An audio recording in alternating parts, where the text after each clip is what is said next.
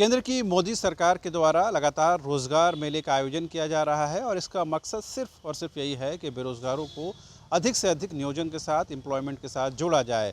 इसी के तहत आज भी 51,000 छात्रों के बीच नियुक्ति पत्र वितरण कार्यक्रम है, जिसमें खुद जो है वीसी से विभिन्न राज्यों से विभिन्न राजधानियों से लोग जुटेंगे और उनको नियुक्ति पत्र वितरण समारोह में शामिल होना है।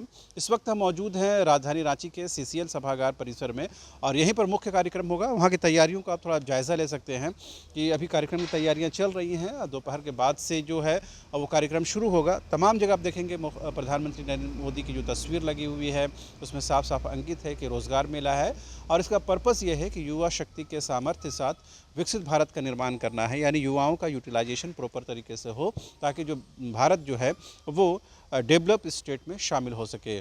उसी के तहत ये कार्यक्रम किया जा रहा है और ज़्यादा से ज़्यादा बेरोजगारों को है नियुक्ति पत्र देना है।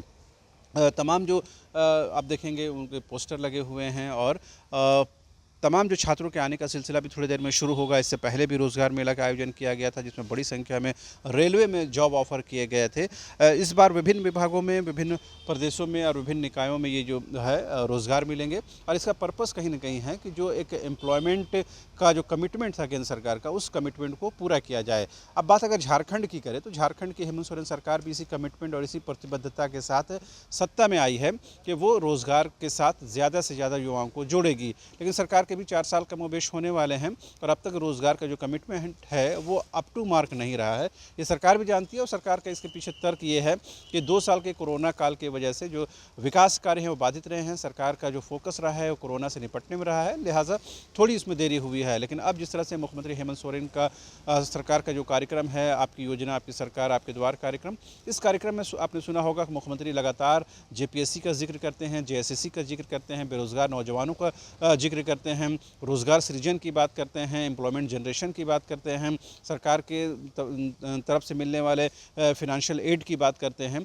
तो कहीं ना कहीं केंद्र सरकार हो या फिर राज्य सरकार हो, उसका ध्येय कहीं ना कहीं अब आपको नज़र आएगा कि रोज़गार को लेकर के है, युवाओं को लेकर के है। और अगले साल आपको पता है कि पूरे देश के स्तर पर पार्लियामेंट्री इलेक्शन होने जा रहा है और इस पर कहीं ना कहीं तमाम राजनीतिक दलों की नज़र है और तमाम राजनीतिक दलों को जो ये आभास भी है कि जब तक युवाओं को अपने साथ नहीं किया जाएगा तो ये जो नैया है ये पार नहीं लगेगी। और झारखंड में तो अगले साल 2 चुनाव हैं।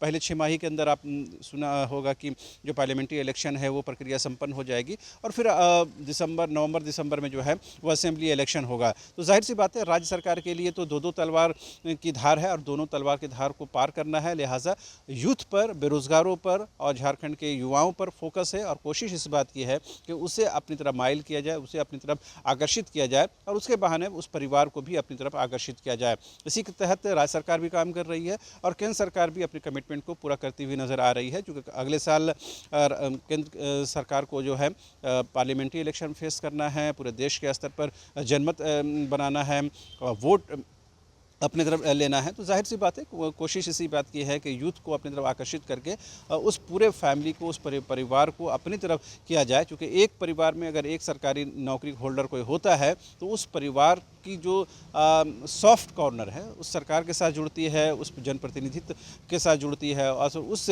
पूरे सिस्टम के प्रति जुड़ती है। तो कोशिश इसी बात की है। पहले राजनीति को अगर इससे आप अलग भी कर दें तो एक बात तो बिल्कुल साफ है कि युवाओं को रोज़गार चाहिए, क्योंकि बड़ी संख्या में न सिर्फ झारखंड के स्तर पर, अब देश के स्तर पर जो है जो युवा जो हैं पढ़ लिख करके जो एलिजिबल हैं, जो योग्य हैं, वो भी बेरोजगारी का दंश झेलने के लिए मजबूर हैं। ऐसे में अब ज़रूरी हो गया है कि कम से कम चुनाव के बहाने ही सही उनको रोज़गार के साथ, नियुक्ति के साथ, नौकरी के साथ जोड़ा जाए। तो उम्मीद की क्या जानी चाहिए कि जो 51,000 यानी 51,000 जो बेरोजगारों को नौकरी दी जा रही है, आने वाले दिनों में और 20,000 के रोज़गार मेले लगेंगे और जो बेरोजगार हैं उनको, जो योग्य हैं, जो एलिजिबल है, उनको रोज़गार के साथ जोड़ा जाएगा। इसी तरह राज्य के स्तर पर भी युवाओं को रोज़गार के साथ, नियोजन के साथ, एम्प्लॉयमेंट जनरेशन के साथ जोड़ा जाएगा। कैमरामैन राजा के साथ सीसीएल सभागार से Shahnawaz. IIT JEE NEET aspirants के सपने को पंख देने आ गया है कंप्लीट सॉल्यूशन इंस्टीट्यूट। यहाँ है smart classroom, 1-to-1 doubt clearing session, ask the expert, video solution और भी बहुत कुछ। मतलब हम करेंगे आपको गाइड, बनेंगे आपके mentor. Foundation classes from class 6 onwards for your bright future. Visit complete solution institute. Harsh Regency, family या फ्रेंड्स के साथ आउटिंग हो या रांची आकर ठहरना हो, या हो एनिवर्सरी, बर्थडे, मैरिज पार्टी या किटी पार्टी, या करना हो कॉर्पोरेट गेट टुगेदर, आपकी हर ओकेजन और मोमेंट को यादगार बनाने के लिए आपकी सेवा में तत्पर है hotel Harsh Regency. 26 AC and non-AC rooms, multi cuisine restaurant for delicious foods. Hotel Harsh Regency में आपके लिए उपलब्ध है हर आयोजन के लिए परफेक्ट बैंक्वेट हॉल। होटल हर्ष रिजेंसी, स्वर्णरेखा पुल, हटिया, रांची।